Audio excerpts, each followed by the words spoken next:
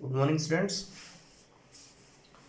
Apex college Makrana की online classes में आप सभी छात्र छात्रों का स्वागत है, अभिनंदन है।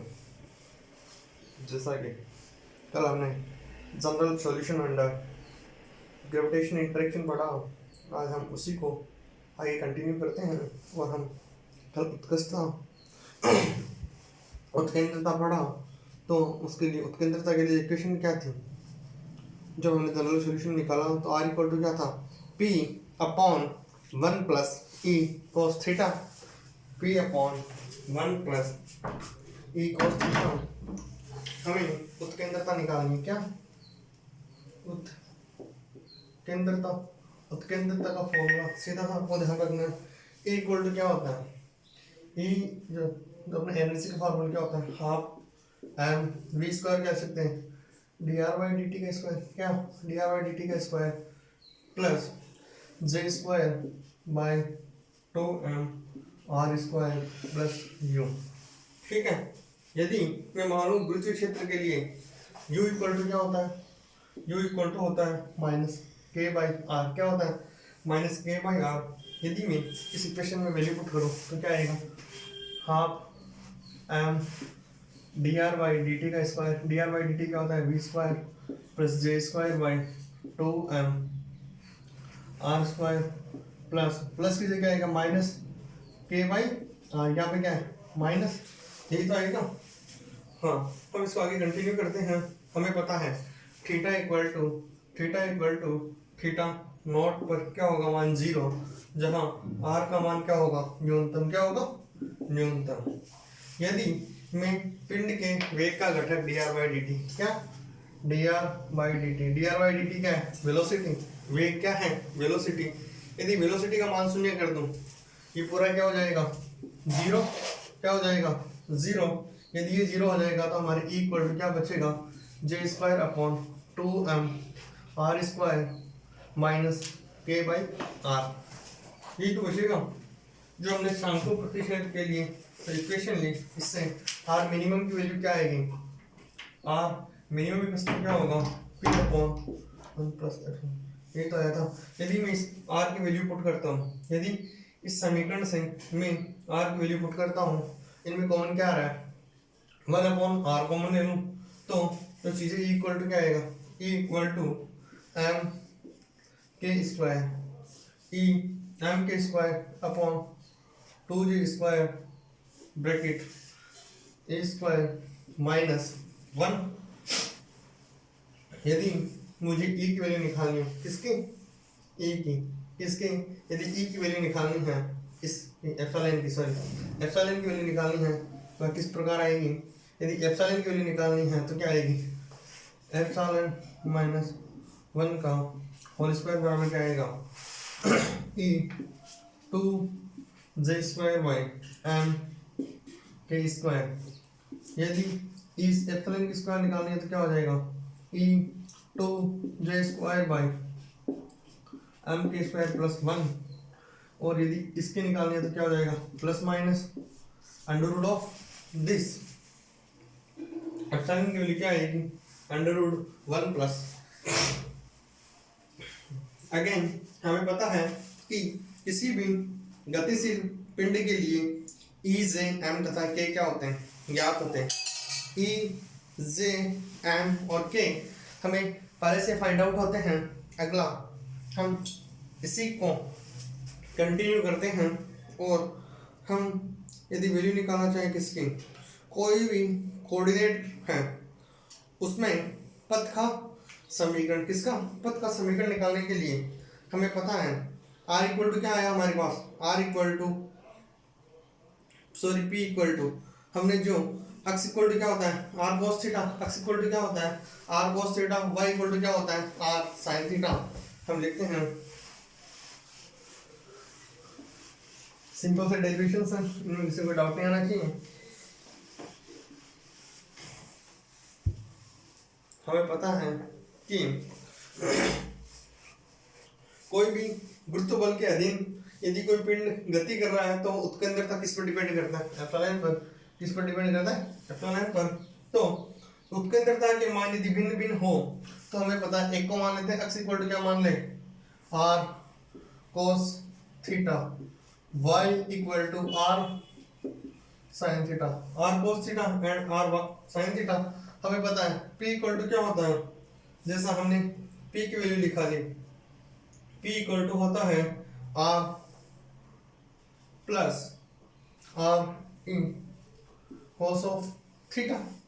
यदि मुझे पता है कि इसका x square plus Y square plus X equal to क्या होगा p, तो यदि मैं इस X square plus Y square value निकालना चाहूँगा तो क्या आएगा, X square plus Y square equal to क्या आएगा, p माइनस, ठीक है।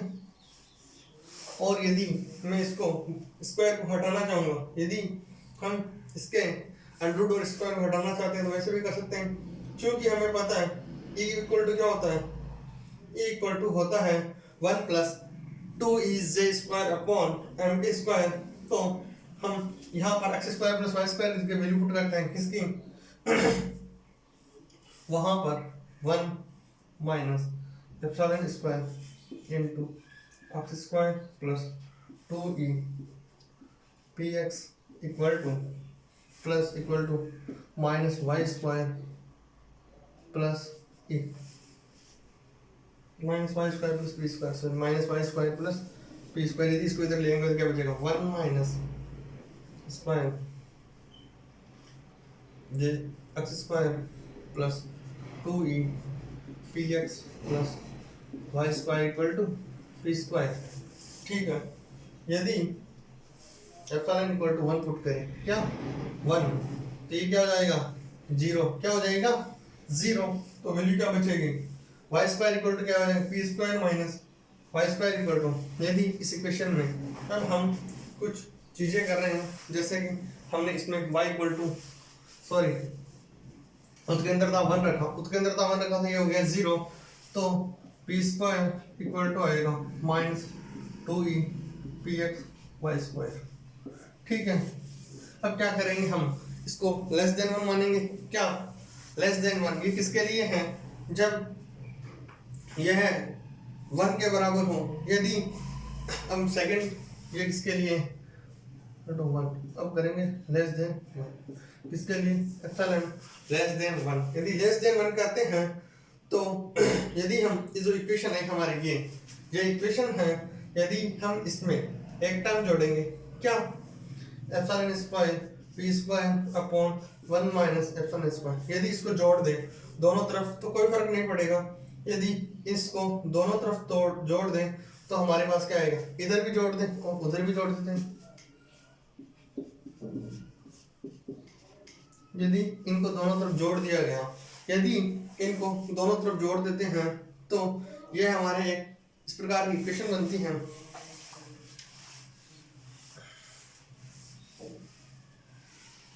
यदि हम उत्केंद्रता को 1 से लेस माने, यदि उत्केंद्रता इज लेस देन 1 तो हमारे पास ये इक्वेशन क्या बनेगी, वो इक्वेशन बनेगी हमारे पास X square plus 2 upon 1 minus plus A square P square 1 minus A square plus Y square upon 1 minus A square equal to क्या बचा, P square upon 1 minus A square का whole square, P square upon 1 minus A square का whole square, ठीक है।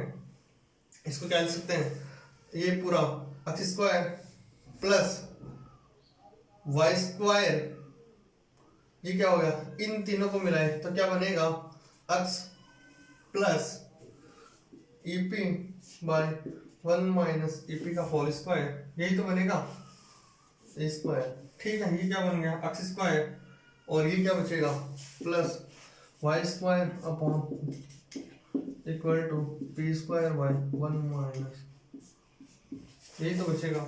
यदि ये चीज़ें इस प्रकार बचती हैं तो हमें पता है ये क्या है, x square upon x square plus Y square, इसको लिख सकते हैं x square upon A square, x square upon A square plus Y square upon B square equal to 1। यह है किसकी इक्वेशन है? यह है सर्किल की इक्वेशन। किसकी? सर्किल की, जहां पर ए और बी हम निकाल सकते हैं। यदि हम तीसरी में क्या करेंगे, इसको क्या कर देंगे, जीरो। क्या कर देंगे? जीरो। यदि ये जीरो हो जाएगा तो यहाँ पर ये जीरो, तो यहाँ क्या बचा? X square. ये जीरो, इधर देखना, ये जीरो होते ही इसका मान कुछ भी नहीं रहेगा। ये जीरो, ये क्या बचेगा? X square plus Y square equal to P square. ये तो बचेगा x square upon y square equal to P square. Again चार कंडीशन है। यदि हम इसको ग्रेटर देन 1 ले लें, क्या तो केंद्रता को क्या ले, ग्रेटर देन 1, तो रिजल्ट किस प्रकार से आएगा? हमें चार लेने हैं, 1 0, ग्रेटर देन 1 और लेस देन 1। यदि हम ग्रेटर देन 0 ले लेते हैं, तो यदि हम ग्रेटर देन 1 ले लेते हैं तो हमें पता है जो हमने इक्वेशन लिखी minus e p upon e p square minus 1 का होल स्क्वायर, ठीक है, upon p upon e square minus 1 total का whole square minus Y square upon p upon equal to 1।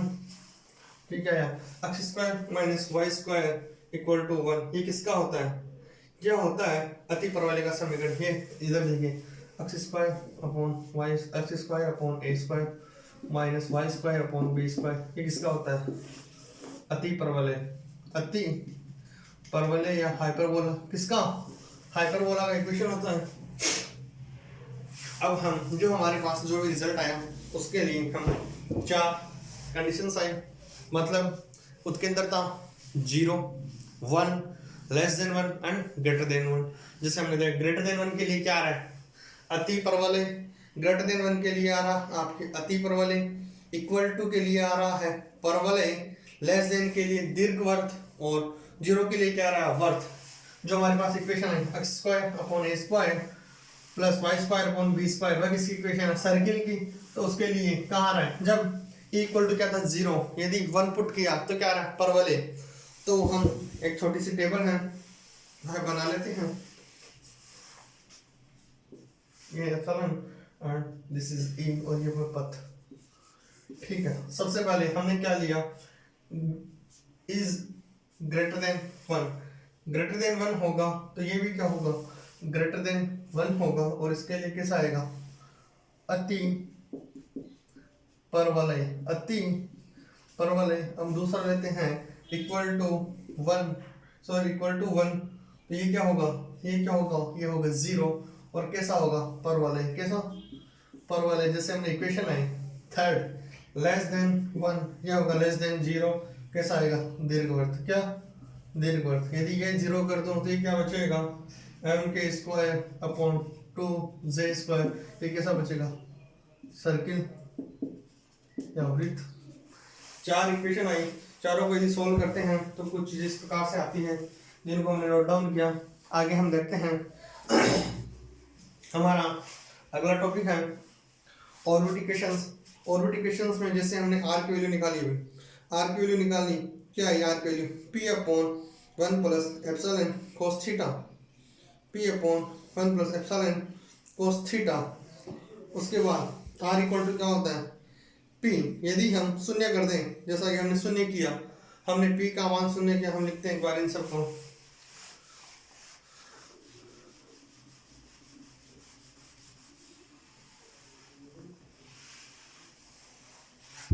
हम ऑर्बिट इक्वेशंस लिखते हैं। और ये हमारे चैप्टर का लास्ट टॉपिक है। इसके बाद potential due to external field आएंगे, ठीक है। हम लिखते हैं वृत्तीय कक्षा। क्या? वृत्तीय कक्षा। जैसा कि हमने अभी थोड़ी देर पहले आर इक्वल टू लिखा P upon 1 plus epsilon cos theta, यही लिखा था। यदि हम नीचे वाली चीज को क्या कर दें, इसको यदि हम एप्सिलॉन को क्या कर दें 0, तो आर इक्वल टू क्या बचेगा? पी। क्या बचेगा? पी। और हमें पता है पी का मान होता है जे स्क्वायर बाई एम के। क्या होता है? जे स्क्वायर एम के क्या होता है कांस्टेंट। अतः गतिशील कण की कुल ऊर्जा ई ज्ञात करने के लिए हम क्या करेंगे, जो हमें क्या करना है एप्सिलॉन को क्या करना है जीरो पुट करना है, क्या करना है एप्सिलॉन को जीरो, तो ई इक्वल टू क्या हो जाएगा माइनस एम के स्क्वायर इक्वल टू एम के square by two J square, यही बचेगा। अर्थात वृत्ताकार पथ में गतिशील पिंड की कुल ऊर्जा क्या होती है हमेशा ऋणात्मक, कैसे नेगेटिव। वृत्ताकार पथ में किसी भी गतिशील कण की ऊर्जा कैसी होती है नेगेटिव, ठीक है। यदि नेगेटिव होती है हमें पता है z इक्वल टू क्या होता है, z equal to M R square omega square, z equal to M R square omega, क्या होता है z equal to M R square omega. And यदि हम इस इक्वेशन में वैल्यू पुट करते हैं हमें पता है omega square r cube equal to क्या होता है k by m, k by m. तो यदि हम टी निकालना चाहें टी इक्वल टू क्या होता है, टी इक्वल टू क्या होता है, t equal to 2 pi by omega, क्या होता है t equal to 2 pi by omega, ठीक है। यदि हम टी स्क्वायर निकालना चाहें तो क्या होगा, टी स्क्वायर की वैल्यू आएगी हमारे पास 4 pi square m by k into r cube, अर्थात t square is directly proportional to r cube के प्रश्नों, ठीक है। यदि हम v इक्वल टू क्या होता है, यदि हम v equal to omega r रख दे, क्या रख दे v equal to omega r, तो हम हमारे पास यहाँ से ओमेगा निकालेंगे और यदि हम इसको r से मल्टीप्लाई कर देते हैं, किससे r से, ये कहाँ पर आएगा डिवाइड में। यदि हम इसको हम v निकालना चाहें तो हमारे पास v की वैल्यू क्या होगी under k by m r, v equal to क्या आएगी under k by m are. इधर देखिए इससे हमें ये क्या है, हमें यदि ओमेगा स्क्वायर क्या लिखते हैं omega square equal to k by m are cube. यदि हम ओमेगा इक्वल टू निकालना चाहें v इक्वल टू क्या होता है ओमेगा आर, यदि इसको दोनों तरफ आर स्क्वायर से मल्टीप्लाई कर दो, किससे v square into r square into k equal to k by m cube into r square, ये क्या हो गया v इक्वल टू क्या होगा ओमेगा, तो ये क्या हो गया वी स्क्वायर इक्वल टू, इससे ये कट गया एक पूरा, तो क्या बचा k by m r, v equal to क्या हो गया under root k by m r, यही तो बचा। हमने v की वैल्यू निकाल ली। हमें पता है यदि पिंड के पथ कैसा हो जब e लेस देन 1 हो और e नहीं e less than 1 and e less than 0 के लिए दीर्घ पथ होता है। दीर्घ पथ के लिए क्या होता है x square plus x not square upon a square plus y square upon b square equal to क्या होता है 1। यदि उस इक्वेशन में हम वैल्यू पुट करते हैं x प्लस x नॉट का square upon a square plus y square upon b square equal to क्या होता है 1। यदि यह 1 होता है तो हम जो चीज़ें आएंगी वह हमारे पास किस प्रकार आएगी, हमें उनको इस प्रकार निकालना होगा। हम लिखेंगे कि a इक्वल टू क्या होता है semi major axis p upon 1 minus, ये जो होता है plus minus sorry, and b equal to क्या होगा p अपॉन अंडर रूट। यदि हम a और b की वैल्यू पुट करते हैं एंड p की इक्वल टू क्या होता है j स्क्वायर अपॉन m के, p इक्वल टू क्या होता है j स्क्वायर अपॉन m के, हम यहाँ पर p की वैल्यू लिखते हैं, ठीक है। यदि यह वैल्यू पुट करते हैं तो उसके बाद जो भी इक्वेशन आएगी हमारी वह किस प्रकार आएगी, वह कुछ इस प्रकार से आएगी, वह तो a इक्वल टू क्या हो जाएगा k by 2e, b equal to 1 by 2m e की पावर 1 बाई 2। केपलर के द्वितीय नियम के अनुसार जो एरिया आया dA by dt equal to क्या होता है 1 by 2 r square d theta by dt, dA by dt equal to 1 by 2 a square, dA by dt equal to क्या हो गया 1 by 2 r square D theta by D T. हमें पता है इस ये किसके इक्वल होता है, ये होता है जे बाई टू एम के, किसके, जे बाई टू एम। यदि ये जे बाई टू एम के इक्वल है तो जे इक्वल टू क्या होता है, जे इक्वल टू होता है M R square D theta by D t, m are square D theta by D T. यदि हम इसमें एरिया निकालना चाहें, एरिया क्या होता है pi A B, pi R square होता है यदि इलिप्स है जिसकी जो सेमी मेजर एक्सिस और माइनर एक्सिस ए और बी है तो क्या हो जाएगा पाई ए बी। यदि हम इसको इंटीग्रेट करें कहां से कहां तक, यदि हम इसको इंटीग्रेट करें जीरो से टी तक, जीरो से टी तक J by two M into D T. यदि हम जे की वैल्यू पुट करें, जे की वैल्यू पुट करते हैं M are square D theta by D T, तो हमारे पास ए इक्वल टू आएगा J by two M into T, J by two M into T, ये आएगा हमारे पास, क्योंकि डी टी का इंटीग्रेशन क्या होता है टी। यदि डी टी के इंटीग्रेशन को करने पर इस प्रकार वैल्यूज आती हैं तो t equal to t equal to क्या हो गया, t इक्वल टू यह इसका आया a के बराबर, ये क्या आया हमारे a के बराबर, ये किसके बराबर आया a के, किसके बराबर a के। a की जगह लिख देता हूं मैं पाई ए बी, क्या पाई ए बी। तो हम यदि इससे t निकालना चाहें क्या t, इसकी जगह लिखता हूं j upon two M into T equal to pi A B, T equal to क्या हो जाएगा pi A B into two M by J, ये तो बचेगा pi A B into two M by J. और टी हमें पता है टी स्क्वायर इक्वल टू क्या होता है r cube, t square equal to क्या होता है आर क्यूब। यदि ये हमारे पास वैल्यू टी की आई, ये हमारे पास वैल्यू टी की आती है और हम टी स्क्वायर की वैल्यू निकालना चाहे, टी इक्वल टू क्या हो गया pi square k square m by two e cube की पावर वन बाई टू, ठीक है। तो टी स्क्वायर इक्वल टू क्या हो जाएगा a square k square m by two e cube.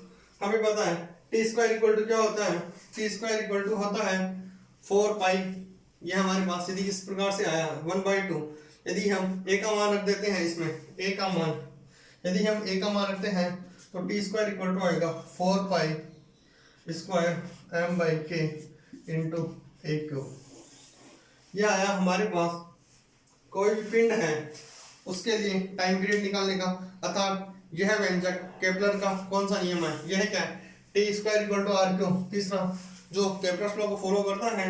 अगला हम करेंगे पिंड का वेग। हमने यहाँ पे टाइम निकाला, हम करेंगे पिंड का वेग किस प्रकार से निकाल सकते हैं, अर्थात velocity of an particle, velocity of a particle निकालनी है, हमारा है पिंड का वेग। यदि हमें पिंड का वेग निकालना है, वेग क्या होता है dr बाई dt, ऊर्जा संरक्षण का नियम लगाते हैं, E इक्वल टू क्या होता है half m into dr by dt का होल स्क्वायर प्लस जे square upon two M R square minus के बाई आर, ठीक है। यदि j इक्वल टू क्या होता है, j equal to M R square into D T by D T, J equal to क्या होता है M R square into D theta by D T, ये वैल्यू पुट करते हैं तो क्या बचेगा one by M D are by D T का whole square plus J square equal to क्या हो जाएगा, J square equal to M square R की power four into D theta by D T का whole square upon two M R square, ठीक है। कुछ चीज़ इस प्रकार से आती हैं। यदि हम इनको आगे सॉल्व करते हैं, सॉल्व कैसे करेंगे, क्योंकि हम ये भी स्क्वायर है, आर स्क्वायर से क्या बच गया यहाँ पर, ये केवल आर स्क्वायर बच गया, एम से एम कट गया। यदि हम इसमें कॉमन लेते हैं, कॉमन क्या लेंगे one by two m, one by two m common में कॉमन आ रहा है तो यहाँ क्या बचेगा d are by D T का होल स्क्वायर, वहाँ क्या बचेगा plus D theta by D T का होल स्क्वायर माइनस के बाई आर, यही तो बचेगा। यदि हमें पता है v इक्वल टू क्या होता है V R plus V theta, इन दोनों के स्क्वायर का अंडर रूट, यही तो होता है। यदि ये दोनों हैं तो हम लिख सकते हैं ये किसके बराबर है, ये है D are by D T का whole square plus D theta by D T का होल स्क्वायर का अंडर रूट। ठीक है, ई इक्वल टू क्या हो गया, ई इक्वल टू हो गया, इन दोनों को मिला के लिख सकते हैं, इन दोनों को लिख सकते हैं v square half m v square minus के बाई आर। ठीक है, तो v इक्वल टू यदि हम निकालते हैं यहाँ से, v इक्वल टू हमारे पास आता है 2/m bracket e plus k by r की पावर 1/2। इस प्रकार यह हमारे लिए v का मान ज्ञात हो जाता है। यहाँ से मैं अगेन आप सभी छात्र छात्राओं का हार्दिक स्वागत करता हूँ, अभिनंदन करता हूँ एंड अगेन एपेक्स कॉलेज की तरफ से बहुत बहुत आभार ज्ञापित करता हूँ। Again thank you so much.